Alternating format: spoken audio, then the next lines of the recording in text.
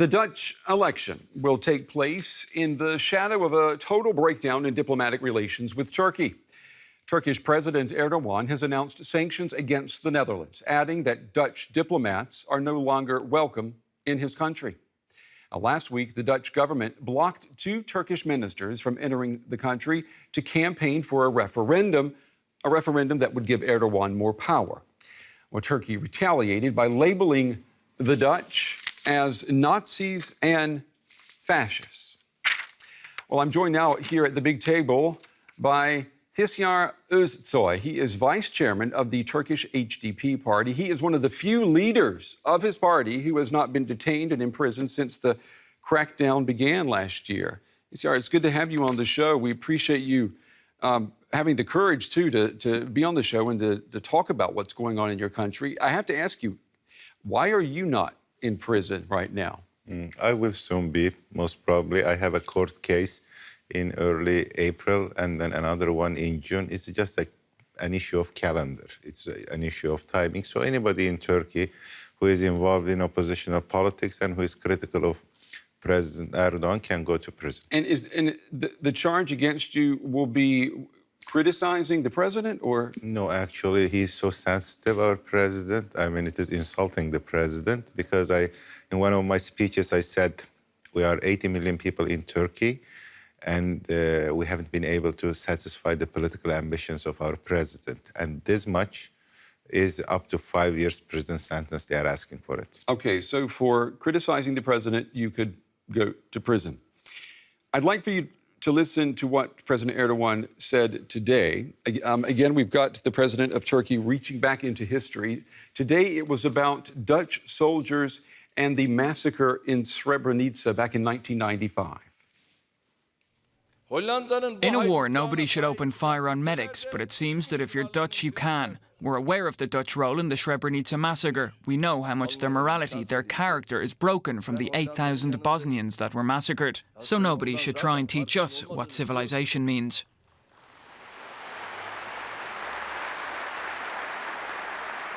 Well, I have to say that what he said today about Srebrenica is completely unacceptable and a rewriting of history.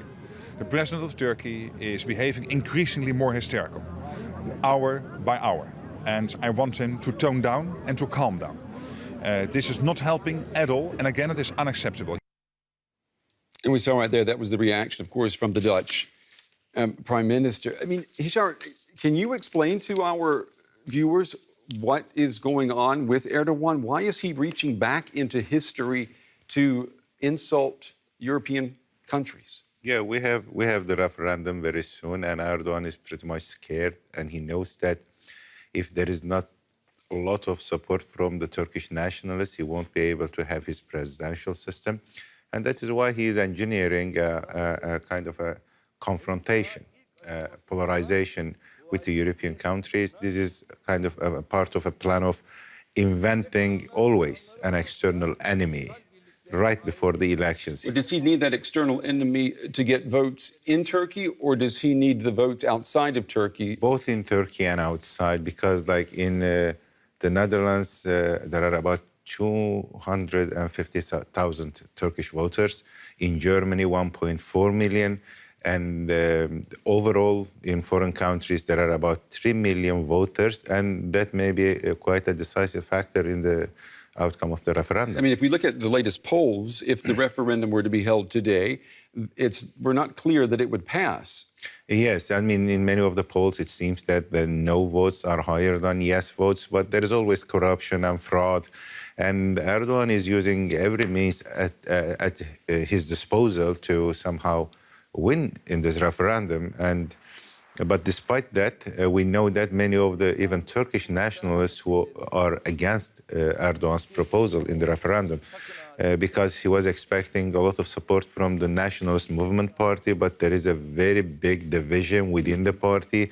And it seems that although the leadership of the party is siding with Erdogan, the majority of MHP voters are against the presidential system. So this kind of confrontation with European general and with Germany and the Netherlands in particular is kind of a tactic to mobilize and consolidate the support of nationalist masses, not only in Turkey, but also in diaspora. In the diaspora, you are here in Germany talking to people. Last night, you were at a school of government here in Berlin, and we've got some pictures too showing the place was full. The students were there. They wanted to find out what is going on in your country. Maybe you could explain to our viewers, if there are the pictures there, if you could explain to our viewers, how is it that President Erdogan seems to have absolute power right now? Because aren't there any checks and balances? Aren't there forces in, your party, for example, aren't there people who will say, no, this is too far? Mm-hmm. He has been eliminating all of his rivals one by one, both within the party, the AKP, and outside. So Erdogan has been using the failed coup attempt in July 2016 as an opportunity to intimidate, to repress every single oppositional voice in the country. So there has been a very powerful crackdown on the civil society, on the labor unions, on academia. 5,000 academics were dismissed. Yeah, but how do you get rid of thousands and thousands of people? By decrees, issuing decrees. And all the police agree with that. You have to have people who physically remove people.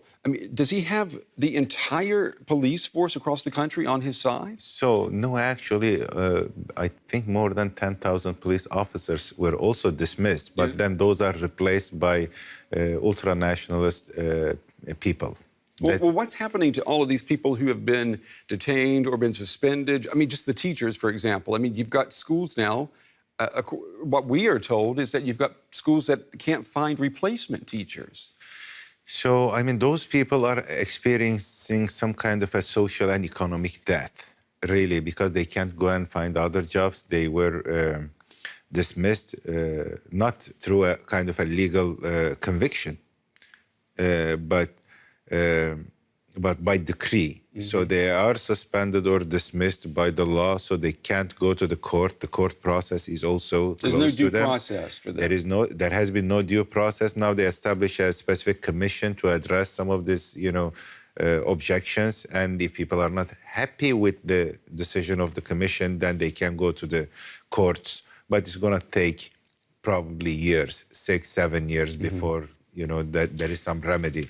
So mainly Erdogan is, this is I should say, we don't have much time. I can say 1930s Germany, 1950s United States. He is using all tactics of like propaganda and also McCarthyism, like these purges and the witch hunting to intimidate the whole society. Well, and it seems that, he thinks that is the only way to be successful in the referendum. Well, if you want to take that analogy further with McCarthyism, maybe the checks and balances in the U.S. were able to keep him in check. You also had a free press that exposed him for what he was.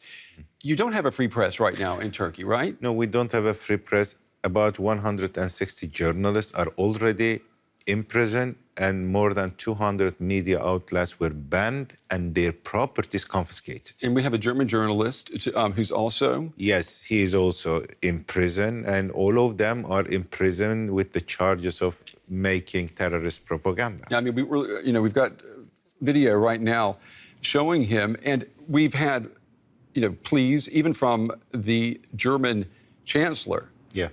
For him to be released, yeah. But Turkey doesn't recognize him being a German citizen. They say he's a Turkish citizen. Yeah, honestly, he's trying to polarize with Germany and with Europe in general. This is an opportunity for him. Of course, they know that he's not a terrorist. Mm-hmm. He has published so many articles on Turkey, on democratization, on the Kurdish issue, the peace process. But now they have kind of a huge problem with Germany. And right before the referendum, this is a part of Erdogan's campaign because he's saying that we are fighting against the Crusaders.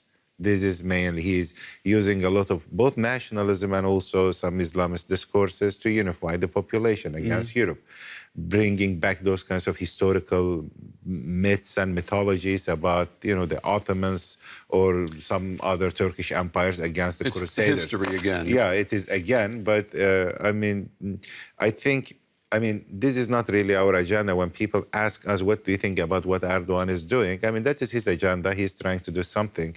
But he is among the very last persons to talk about democracy and human rights, really, because he has been calling Europeans, you are fascists, you are Nazis, you are responsible for massacres, genocide. Then look at home. I mean, what is happening in Turkey? 150,000 people dismissed without any court decision, 50,000 people in prison, and they don't know the charge, really. There is no evidence against them. Politicians, journalists, academics. I mean, there is incredible pressure on all of this. And then Erdogan emerged as a person like talking about democracy and human rights. That's really very ironic. Yeah, the irony there is certainly not lost either on a global audience watching it right now. Hisyar Ozsoy, Vice Chairman of the Turkish HDP party. Hisyar, we appreciate you taking the time to come in and talk with us. Stay safe, and I hope that you can come back and talk with us again under better circumstances. Thank you. Hopefully we will survive. Thank you. Thank you.